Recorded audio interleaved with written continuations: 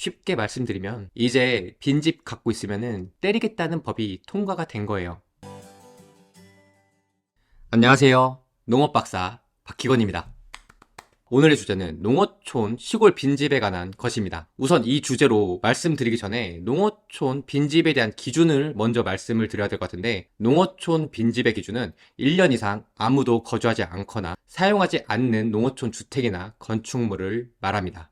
2022년 기준으로 농어촌 빈집은 66,024동이라고 합니다. 엄청나게 많죠. 그중 60.5%인 39,922동이 철거가 필요하다고 파악이 되었습니다. 여러분도 잘 아시겠지만 대부분의 빈집은 소유자가 사망한 후에 상속되면서 생겨나게 되잖아요. 그런데 지금까지 농어촌 빈집을 철거하는 것이 생각보다 쉬운 일이 아니었어요. 지자체는 빈집을 강제로 철거할 권한이 없었고, 빈집 소유자가 자발적으로 빈집을 정비하도록 만드는 유인책도 딱히 없었죠.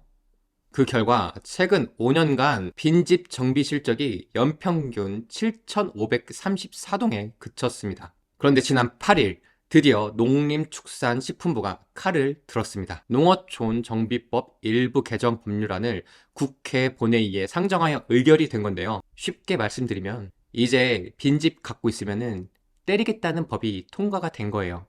이로 인해 농촌에 큰 변화가 찾아올 것 같은데요. 이제 빈집을 방치하면 연간 1,000만 원의 강제 이행금이 매년 부과됩니다. 한 번 아닙니다. 매년이에요. 매년 부과됩니다. 안전 우려나 주변 환경을 훼손하는 빈집에 대해 빈집 소유자가 철거 등 조치 명령을 이행하지 않을 경우 시장, 군수, 구청장은 500만 원 이하의 이행 강제금을 1년에 2회 이내 범위에서 반복 부과할 수 있게 되었습니다. 또한 직권으로 철거 등의 조치를 하는 경우 발생하는 비용이 보상비보다 많으면 그 차익을 소유자에게 징수할 근거도 마련되었습니다. 쉽게 말씀드리면 집값보다 철거하는 비용이 더 들면 철거하는 비용을 집주인한테 받겠다는 얘기입니다. 이와 함께 빈집 정비를 유도하기 위해 빈집 우선 정비구역 특례가 도입되었는데요. 빈집 우선 정비구역은 빈집이 증가하고 있거나 빈집 비율이 높은 지역으로 지자체장이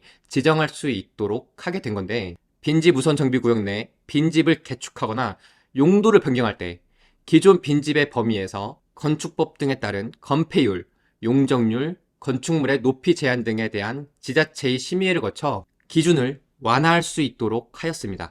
이행 강제금은 채찍으로 사용하고 건축법 완화는 당근이라고 생각할 수 있겠네요. 이상만 농촌정책국장은 이러한 변화에 대해 빈집 정비를 위해서는 소유자의 자발적인 노력이 필요한 만큼 유인책과 불이익이 동시에 제도화됐다는 점에서 큰 의의가 있다며, 빈집 철거 시 재산세 부담 완화 등도 추진되고 있어 앞으로 빈집 정비가 한층 탄력을 받을 것으로 기대한다고 말했습니다. 빈집은 방치하는 것은 더 이상 무심코 넘어갈 수 없는 문제가 된 것 같아요.